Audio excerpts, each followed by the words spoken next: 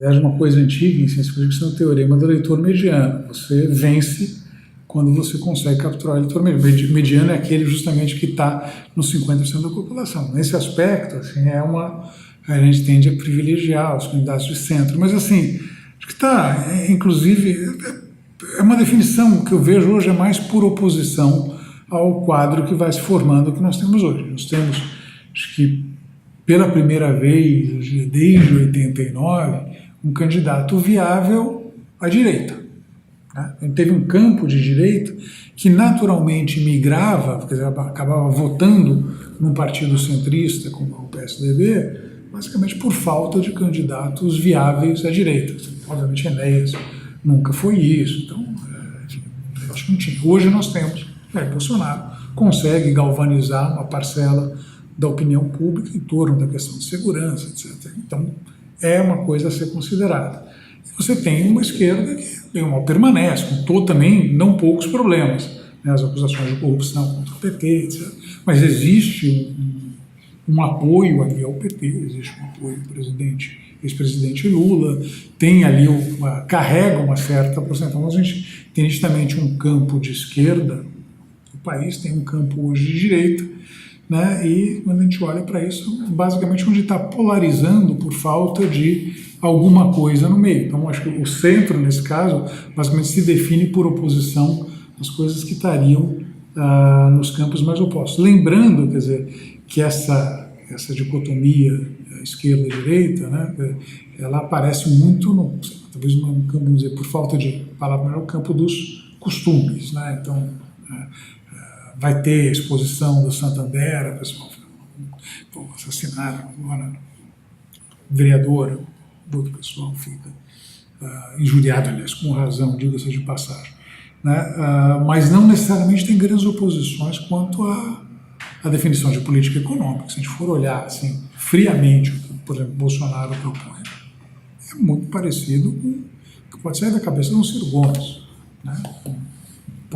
Por mais que tenha Paulo Guedes, a história do Bolsonaro é outra. Então a gente pode também pensar no centro como um grupo que não é só a questão da equidistância com relação à esquerda e direita, mas seria um grupo que de alguma forma mais comprometido com reformas. Agora, assim, quão comprometido, isso é uma pergunta que nenhum de nós sabe responder, inclusive porque não tem jeito, a gente pode falar, fulano de tal é comprometido, eu sou comprometido com a reforma, mas tem uma população aí, a gente não pode ignorar.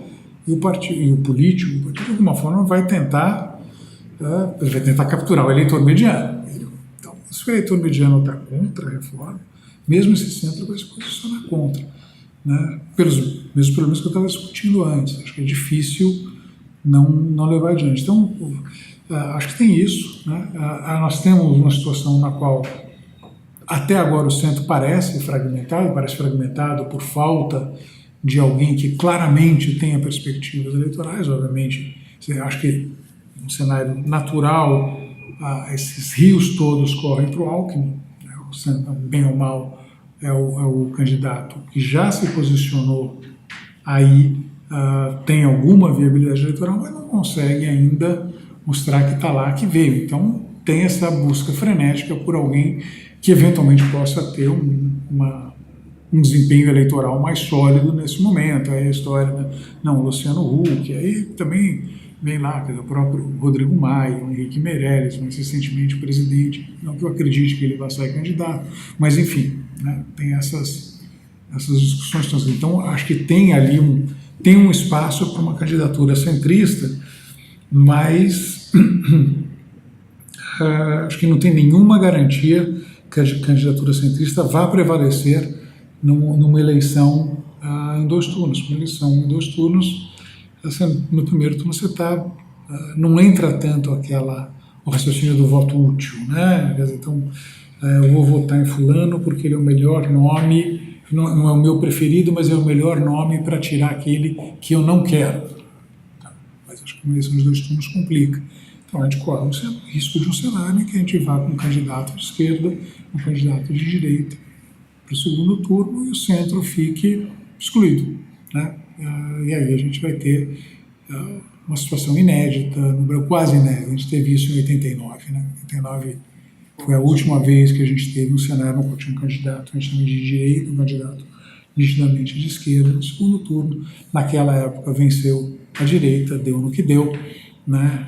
Eventualmente o centro se recompôs. Então é isso, quer dizer, acho que foi a eleição de 89, não teve um resultado, em retrospecto, tenha sido, né, um resultado bom do ponto de vista econômico, né?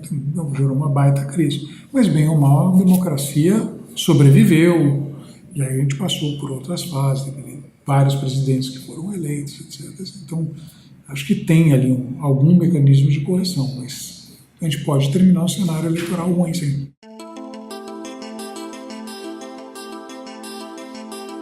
Eu acho um pouco mito. Não é de todo falso, não. Mas é o que eu estava dizendo, não é automático. Se você tem... Eu me lembro, por exemplo, no caso do começo do governo Fernando Henrique, a agenda dele incluía uma agenda de liberalização econômica, e teve uma série de reformas da ordem econômica, e aí era basicamente a quebra do monopólio de petróleo, do monopólio estatal de telecomunicações, na ligação de cabotagem, tinha uma série de reformas. Foram 5, 6 reformas constitucionais que foram aprovadas, toque de caixa, assim, ao longo de 9 meses. 9 meses, 6, 7 reformas previdenciais, constitucionais, perdão. Então, você diz, não, parece que funciona, mas lembra, ele foi eleito dizendo que iria fazer isso. Num cenário menos fragmentado do ponto de vista partidário do que nós temos hoje. Se você é eleito com outro discurso, vira e vai tentar fazer, porque eu estou nos meus primeiros 100 dias, o Congresso vai rir na sua cara, óbvio. Não quer 100 dias, e daí? Por que não 99?